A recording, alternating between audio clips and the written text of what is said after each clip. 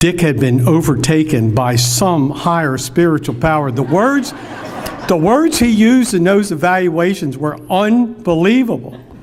Now, he's the guy at 5:30 in the morning that he and I would recap the Deadwood story from the night before. And let me tell you, there was no language in your evaluations that he came from his lips at 5:30 in the morning when we talked about Deadwood.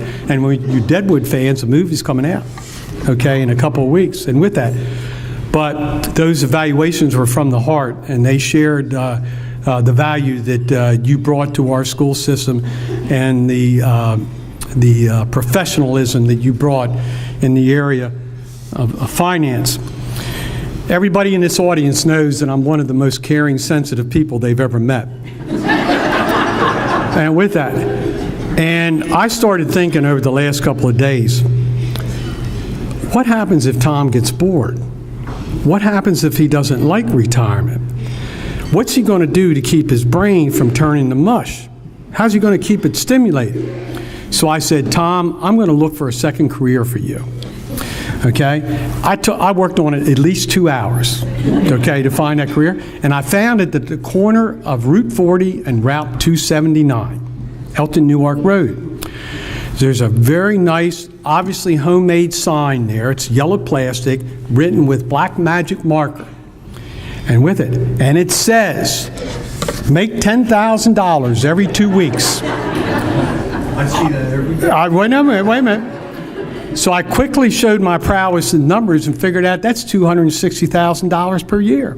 That's almost as much as you made as chief financial officer. Okay? And with that.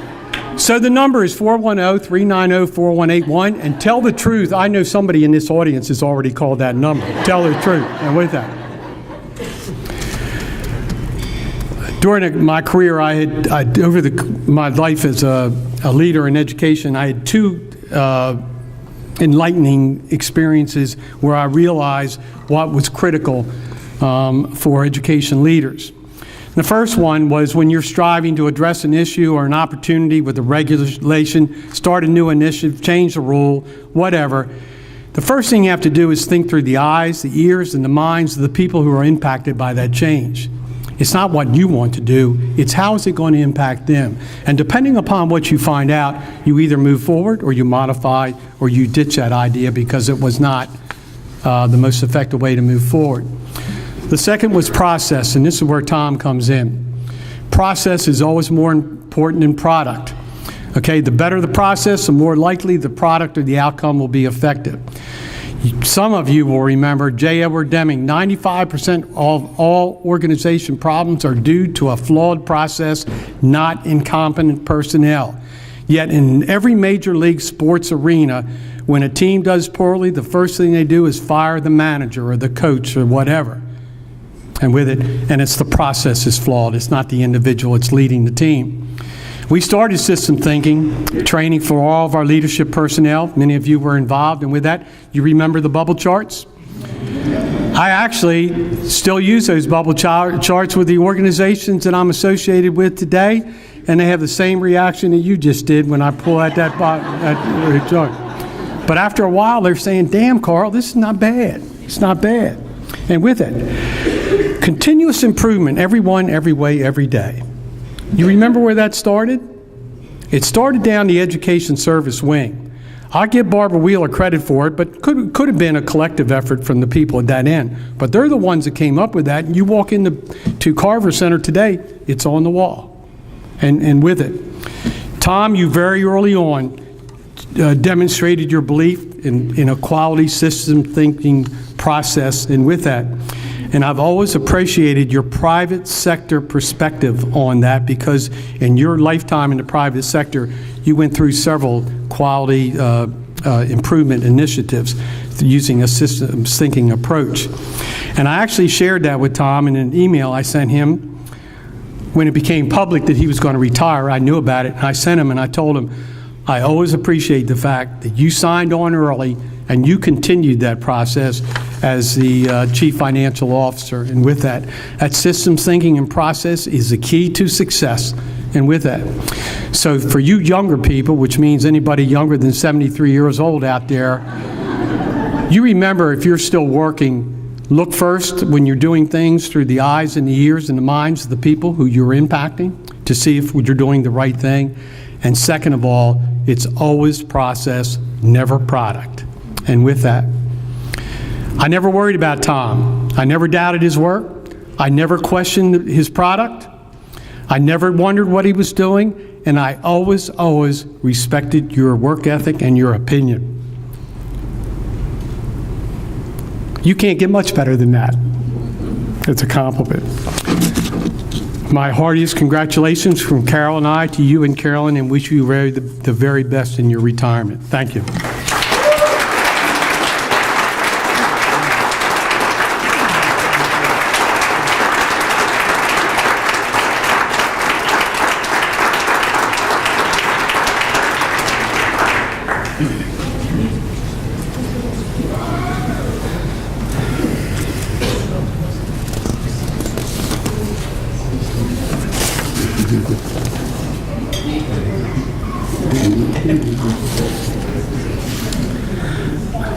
I would like, before we move on the agenda, would like to acknowledge the individuals that served on our planning committee for this occasion.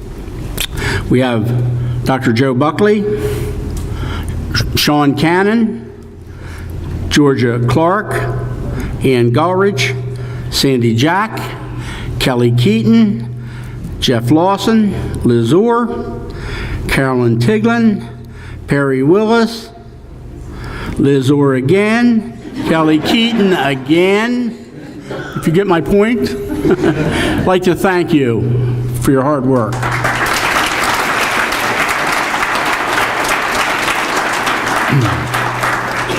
Tom will tell you, or maybe my administrative assistant or so, when I was superintendent, I would often say, go find me little Alexander Hamilton and bring him down here. I referred to Tom as Alexander Hamilton, or Cecil County's version of Alexander Hamilton, quite frequently. As you recall from your United States history classes, Hamilton was not only the founding father of the United States, the founder of our financial system, the first secretary of the treasurer, creator of a national bank, but he was the father of bean counting. At this time, I'd like to introduce, for a special recognition, the other counters of beans in the Department of Business Services.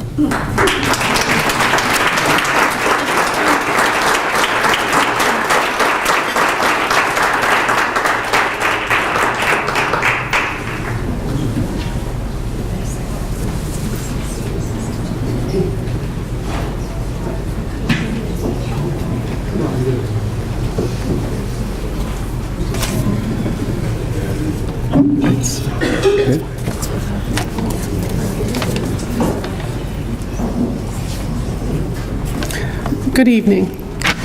First, I'd like to recognize a couple people who Tom has worked with for his tenure. It's our Cohen-Resnick auditors, Dan Kenny and Jen Lundquist.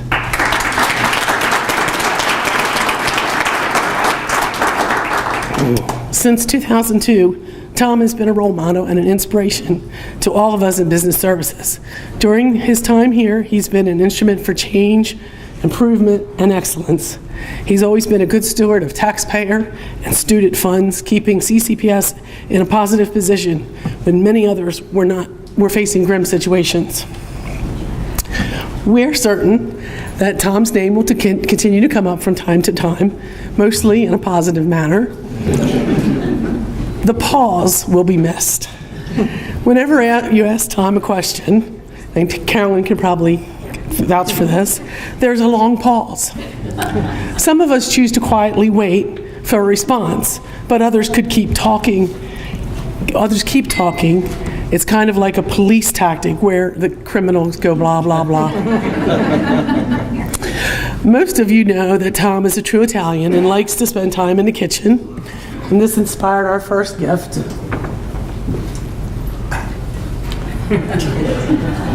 And it's an apron, and if you can't read it, it says well-seasoned CFO.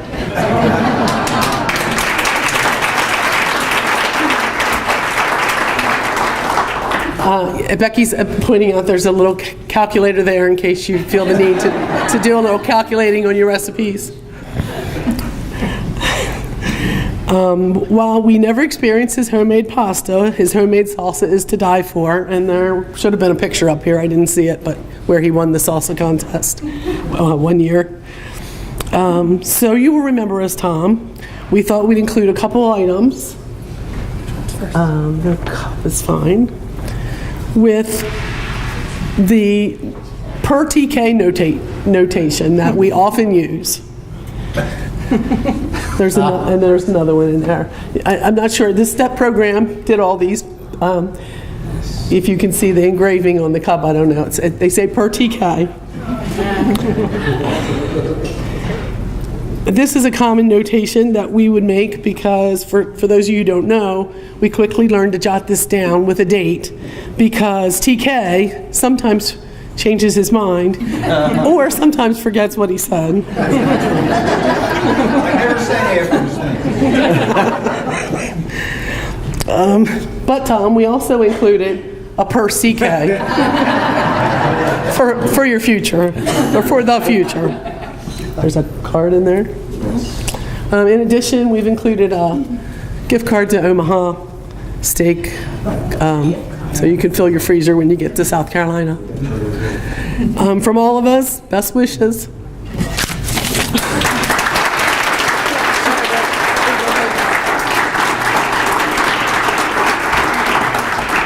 I'm going to finish for her. Best wishes to you and Carolyn for many, many happy, healthy years of retirement. No one deserves it more than you.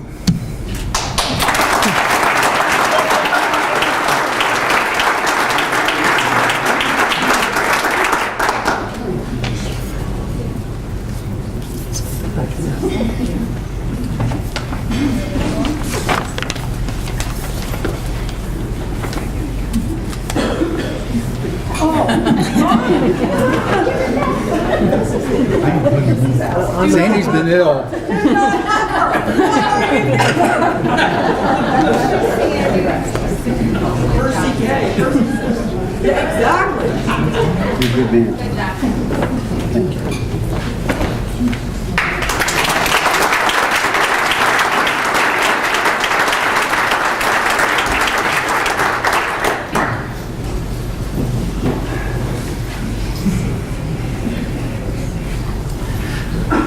At this time, I'd like to introduce for remarks former Superintendent of Schools and my dear friend, Dr. Devine.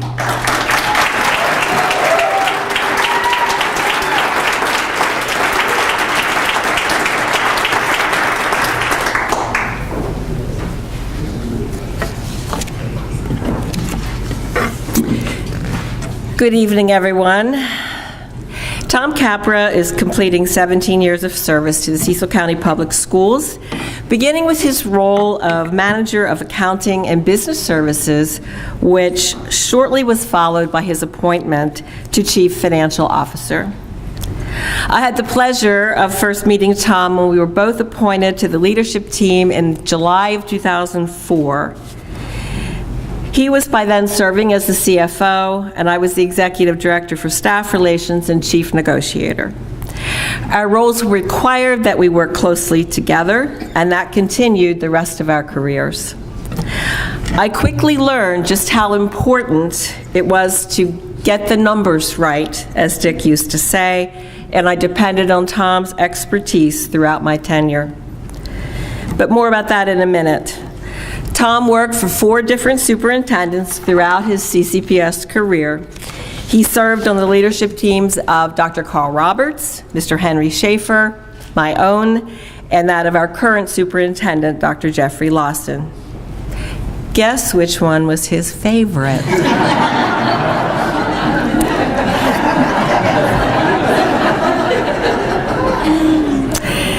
Because we worked closely over the 15 years, I believe I have a good understanding of what Tom will miss most about CCPS as he retires, and, well, what he won't. The top 10 things that Tom will miss: team camaraderie and vigorous debates to make his point. Cost-cutting and improving efficiency, he gave new meaning to no nit too small to pick. Spending wisely the CCPS dollar, leaders who know and manage their budgets, creative problem solving, having a microphone to share detailed and lengthy budget PowerPoint presentations. Like, oh God, how many slides was that?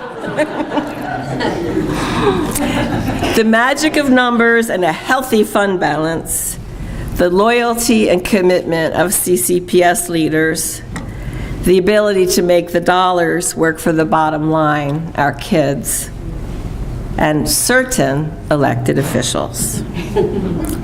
Top 10 things he won't miss. Certain elected officials.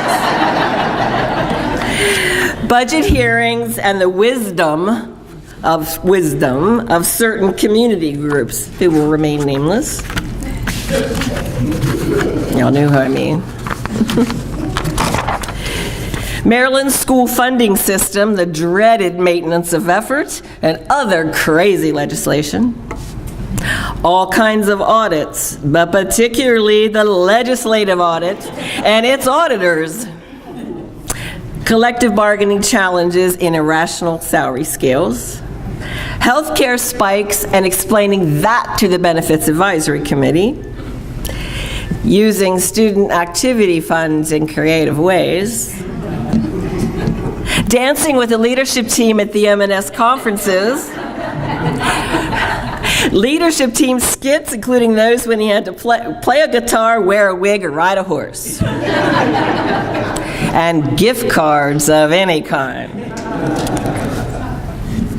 On a more serious note, I wish to take some time to acknowledge Tom's many contributions to this school system over his career with CCPS. I could not have performed any of my roles on the leadership team without his expertise and support. As we often joked, he was the numbers and I was the words, and it worked pretty well. During negotiations, it was Tom who figured out how we could make sure we kept our obligation to employees.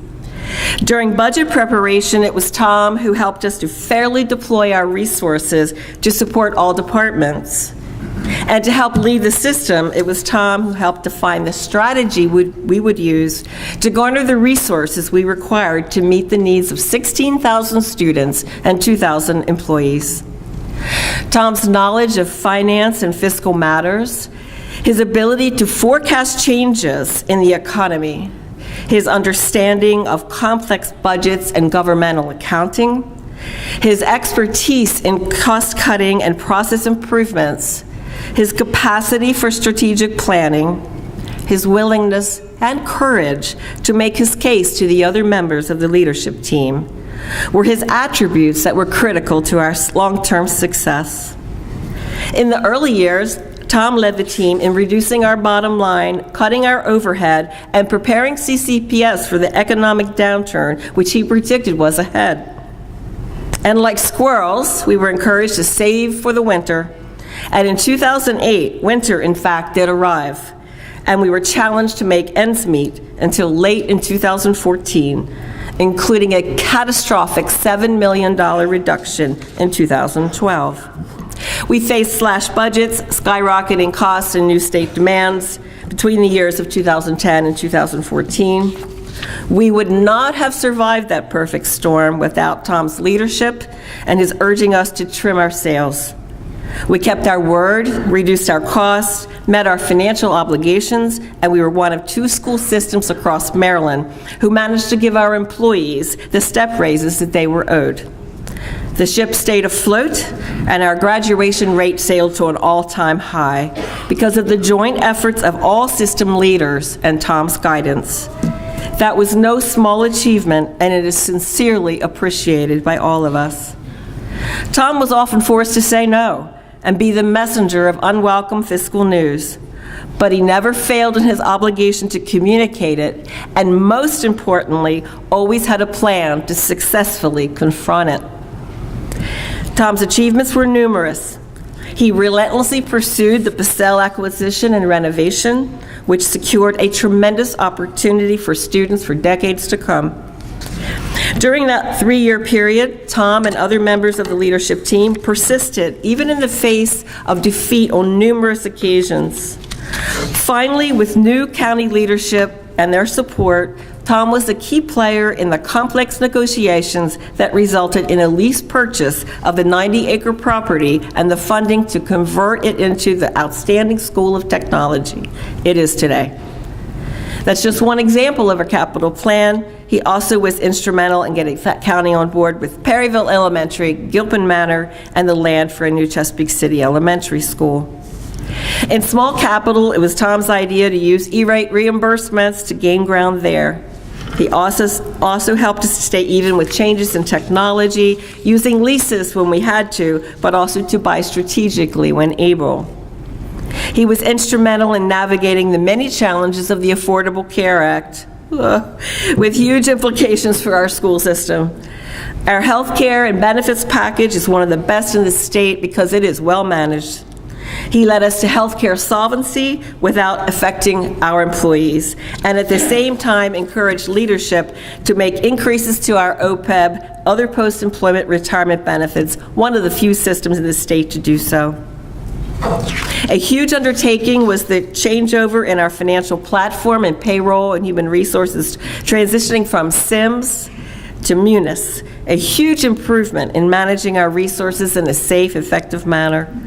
Hours of work by many over several years went into this transition, with Tom leading the way and encouraging and supporting its completion.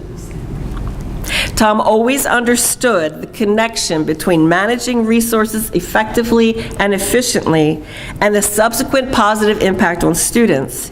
He understood that the savings in administrative services transferred directly to education services and students. His leadership in the ESMAC Trust allowed us to make smart choices in the buying of energy, and with the volatility of the utilities market, allowed us to save a huge amount of money, as did the implementation of the use of solar energy. He enjoys the respect of his colleagues on the Eastern Shore, but also across the state of Maryland. Locally, his concern for students and their parents in a tough economic time resulted in reduced costs for school supplies, school pictures, among many other things. His budget expertise is legendary, and he and his team made many changes to improve budget management centrally and at the school level. We have a positive fund balance due to his leadership for a blend of spending and saving strategically. And we know how important that has been over the last decade of mediocre funding and but numerous budget cuts. CCPS has been the recipient of national budget awards for the Consolidated Annual Financial Report, or CAFR, by American School Business Officials and the Government Finance Officers Association for 16 consecutive years, and the Budget Book Awards by those groups for 7 years. Through each budget cycle, Tom led his team to go to the next level with outstanding results. All of these achievements were possible because of Tom's vision, leadership, knowledge, expertise, credibility, courage, work ethic, and commitment. He understood the larger economic picture and had the skill to guide the system expertly through its ups and downs. He planned relentlessly and creatively to make ends meet so children would thrive. We are also proud of how we navigated the waters of that perfect storm. Yet Tom sought no credit.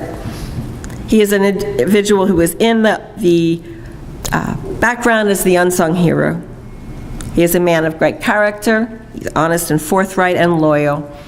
He's an individual on whom you may always rely. He has a deep compassion for children and an understanding of their challenges, and wants to assure the best opportunities for them, just as he did for his own children. We can never repay him for those long hours, days, nights, and weekends that he sacrificed on our behalf while sitting at his computer to figure out the best path forward. But we can thank him from the bottom of our hearts and wish him and Carolyn and their family a long and happy retirement in Summerville, South Carolina. Tom, we will miss you as you leave your position as Chief Financial Officer, or CFO, to become simply CF, our cherished friend.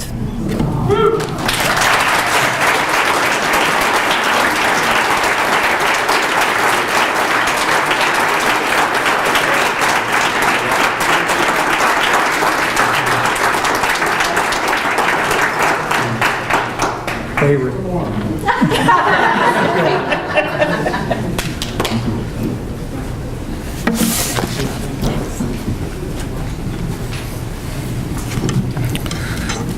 Money! Stuck in my head. You know, a lot's been said tonight about the performance of the school system, the things that make, I think, us among the best in the state of Maryland, the systems thinking that Carl brought up, the camaraderie that's there, the commitment. But one thing that's been left out a little bit, and it's an important piece for us, is the support we've had historically in my 10 years in the school system from our school boards. You can go back when I first came on board with Donna Zane, Lauren Camphausen, Chris Sopa was there at the time.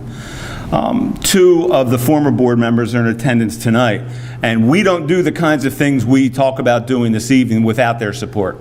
And it takes a strong spine to support us, to critique, to give us feedback, and to provide us guidance. And so Lauren Camphausen and Dawn Branch are both here. I'd just like to acknowledge them and raise their hands, just say hello and thank you.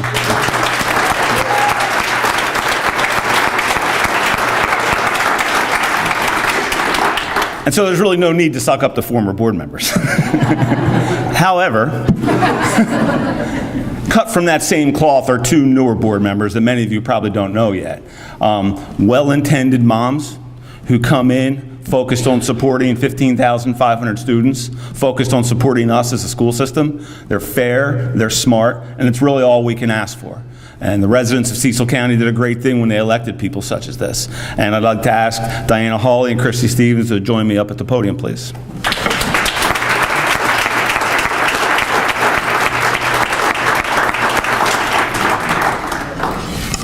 They're going to assist me in presenting Tom with some gifts.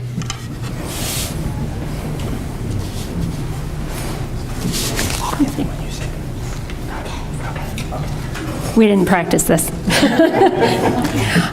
First of all, Tom, on behalf of the entire school board, we want to thank you. Thank you for a job very well done. Thank you for making us speechless half the times when you give us your numbers. I have no poker face, and usually this is what you get, as I'm sure you know.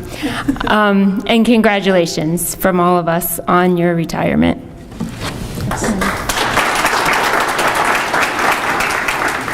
It's an honor to be here tonight, and as rookie members of the Board of Education, it's a learning curve for sure. We come in with a lot of heart, but then we get those budget PowerPoint presentations, and we have the same look. And but his patience, his knowledge, his creativity, really the word that resonates with me that I come away with is trust. The trust that I immediately had in your knowledge and the trust that you had in your community. For me, really resonated with me. So thank you so much for being who you are, being a man of integrity that led us well, for being a man of patience as we asked many questions. So thank you again for being a great leader and working with, I don't know how many rookie members of the Board of Ed you had to patiently hold hands with as we walked through this, but for the students that we represent, thank you. Thank you for valuing every dollar. Every dollar to me is a student and an opportunity. So when I hear the level of passion that you have for those dollars, for me, it translated to students and lives that are changed and families that are impacted. Your legacy is great, so thank you very much.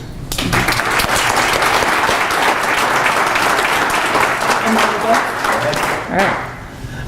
I'm never going to be able to get that song out of my head now. That's all I see. All right, for our first gift, we have a certificate of appreciation in recognition of 17 years of dedicated service to the Cecil County Public Schools, signed by Jeffrey A. Lawson, Superintendent.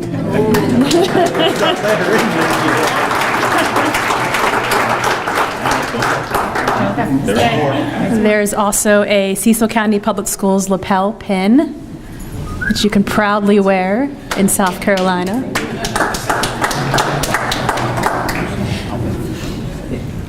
Are you ready? Third, we have a CCPS etched crystal bowl.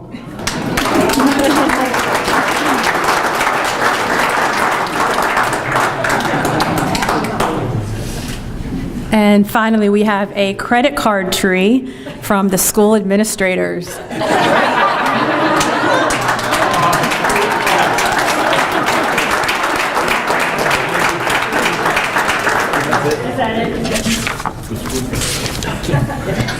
And the big,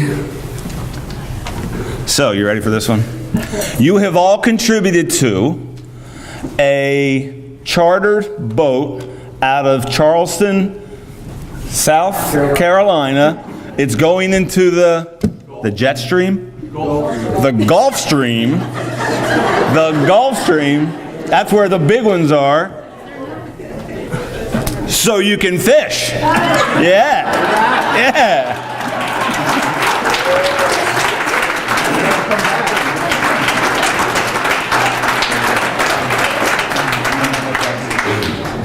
That's neat.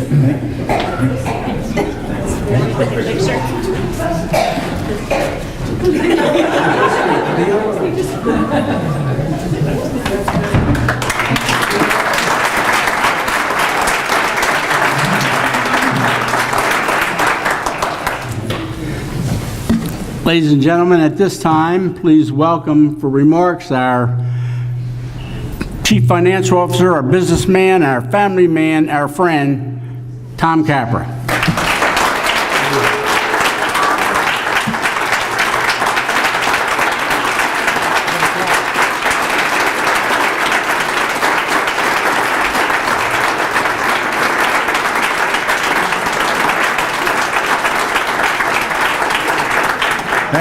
Thank you. I got nothing to say. But I do have a PowerPoint. Special request, Dr. Tiegelin asked me to go back and share highlights from my 2,000 slides since 2014. Don't worry, I only picked the highlights. It won't be bad at all. Every time we would sit down and prepare a budget presentation, the first thing Dr. Thielen would do would be look to the last slide and see what the page number was. And she's like, 75 slides, this is going to take us all night. And I'm like, don't worry about it. It'll go quick. It'll go quick. It took us all night. We do have the PowerPoint because I did bring a backup just in case it wasn't loaded. It's up, it's on the computer, right? Right there. Okay. You want it up now? Yeah, put it up. Please. I want to make sure it's there. Oh. All right. Oh, I was kidding. That was a dollar bill that was suggested by our BPAC group. They suggested that we take the dollar bill and break it up and show how much of the education dollar went to each category in the budget. And we thought that was a pretty unique idea, so we started doing that way back in the early days, my early days. Well, one day I was looking through some of our old, really old annual reports back in the 60s and 70s, and sure enough, there's a dollar bill broken up the same way in an annual report back then. So it wasn't a unique idea, but I think it made the point. That took a long time to put that together, too. I appreciate everyone being here tonight and all the kind words. And right from the bat, I want to say that, it's been a collective effort for sure. I've always said there are several hundred individuals, most of the people in this room, who have some type of fiscal responsibility in the school system, and you've always performed at the top level. It took very little encouragement, really, to provide the kind of controls and growth and expertise that we needed in the system to get through the challenges that we were faced with. And you all did an excellent job and still do an excellent job in that area. I want to thank my brother Brian and sister Joanne for being here tonight. They came down from New Jersey in this rain, so I appreciate them being here. And we also have some special guests with us. Nancy Price and her husband David are with us. And they've been friends of ours for a long time, and actually Nancy is a realtor, also works with Carolyn out of the Patterson Swartz office, so if any of you have any real estate needs, they both do an excellent job. And also Frances Bowman and her husband Steve, or Mr. Francis Bowman. And if you don't know, Frances is better known as the Perryville Parent. She's been an advocate of ours for several years and really had a tremendous impact on helping us get funding that we felt we needed, and more importantly, get the information out there to the public to make sure that we were countering some of the false information that was being put out. She's been a true advocate, and she pulls no punches, even with us. You know, if she sees something that she's got a question about what we're doing, she doesn't hesitate to ask. And she's also a great proofreader. This woman actually reads our CAFR. Dan, this woman actually reads she proofreads our CAFR. She finds grammatical errors and missing commas, and she does an excellent job.